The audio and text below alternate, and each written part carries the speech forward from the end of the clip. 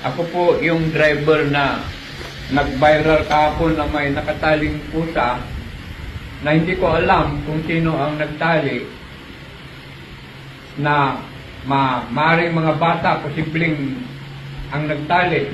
Humingi ako ng pamanhin dahil sa kaina ng aking pandinig na hindi ko alam na may pusang nakatali sa likod ng aking tricycle.